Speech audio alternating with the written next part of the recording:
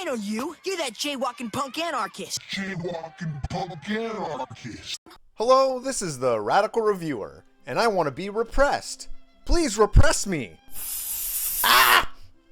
Okay. What is repression? Let's start by distinguishing between oppression and repression. Oppression is defined as subjection to prolonged, cruel, or unjust treatment or control. Repression is defined as the action of subduing someone or something by force. Let's look at this in action. If a black man is shot by the police, and this shooting can be linked to redlining, ghettoization, gentrification, over-policing of black neighborhoods, etc., then that shooting is a result of systemic racism, of racial oppression. However, if this man is a political activist who fights for racial justice, and his shooting was politically motivated, then this shooting is an example of repression. Now you may be saying, hey, wait a minute, can't some oppressions, like over-policing for example, act as repressions by preemptively reinforcing power structures? To which I'd say, yeah, totally. This is more of a continuum between oppression and repression, but I'm trying to make a simple distinction here, so let's not get too lost in the weeds on nuance. That said, most of what I'm going to be talking about in this video is in regards to repression. So, okay, we're good on this? Let's keep going. Now, in understanding repression, we must understand that your repressor decides the mode of protest. Let's look at this in action. Let's say you want to fight the racialized hiring practices at your workplace. If your first action is to bring it to the Human Resources Department and the problem is solved, then the action stops there. But what if that doesn't work? Well, then you move to something else. Perhaps you get a bunch of other employees to file a class action lawsuit. But what if that doesn't work? Maybe the owner of the workplace has better lawyers. I know that's a stretch, but just work with me here. Okay, then what next? Perhaps you start protesting in front of the workplace to raise public awareness and support for your cause. But then maybe the police are brought in to disperse the crowd. Okay, perhaps you fight to unionize. Perhaps then the workplace says that they will close shop and move one town over if you unionize. Well, perhaps then you decide to have a worker takeover of the workplace. Or whatever. I don't know, just a thought. The action itself isn't really the point here. The point is that it wasn't up to you which action the repressor chose to appeal to. The owner can decide to ignore your action, or to fight back, or to change. The repressor decides which mode of protest will be effective. Okay, so understanding that your repressor decides the mode of protest, we must understand that the reverse is kinda also true, that effective political actions face repression. And we see this all the time. The courageous Dakota pipeline protesters faced horrible police repression. Now, yes, the pipeline was built anyway, unfortunately, but the fact that the police engaged in such violent repression demonstrates that the protesters were causing enough trouble to warrant such a response. And we see this throughout history. The repression during the Indian Wars, Shays' Rebellion, Nat Turner and the other slave revolts, the radical labor movement. Those of you who've seen my video Spectre of a Wobbly know what I'm on about. And the various other radical economic, environmental, racial, and other social justice movements of the last few decades.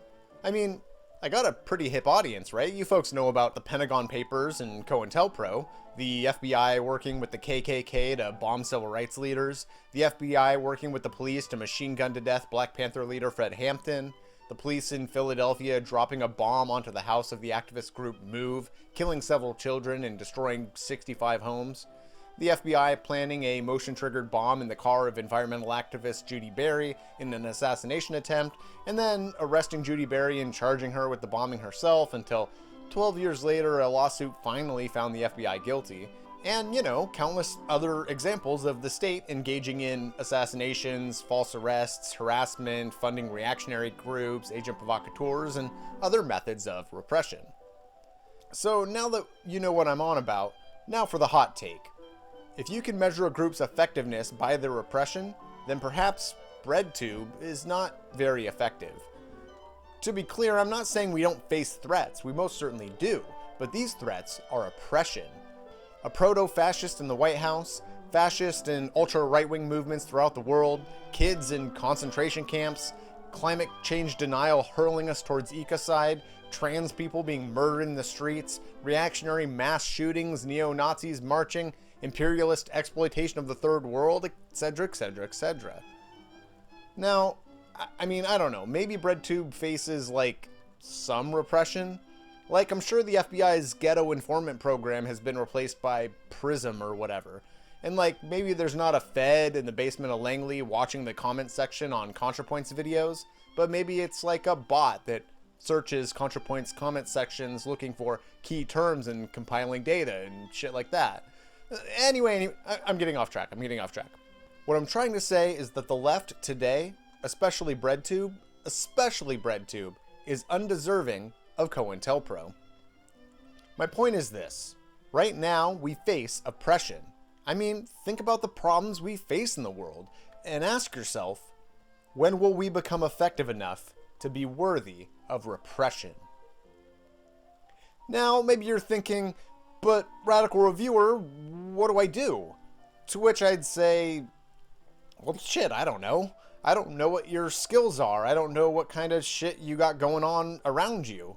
But maybe look at what groups are active in your area. Look at what kind of tactics activist groups have used and adopt them and modify them and combine them and build on those tactics.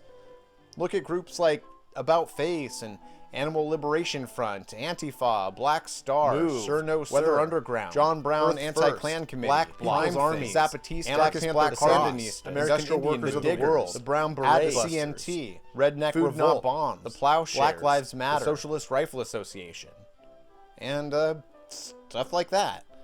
Now, you might argue that BreadTube is about education and entertainment. It's not an activist group, and so it shouldn't be held to these standards. To which I'd say, why not? It's a loose collection of people fighting for political and social change. Sounds like an activist group to me.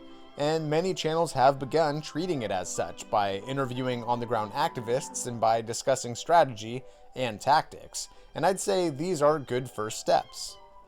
Anyway, thank you, my wonderful patrons. You make all of this possible. Like, check this out. I recently got dog insurance with your wonderful help, so that's really cool. Thank you.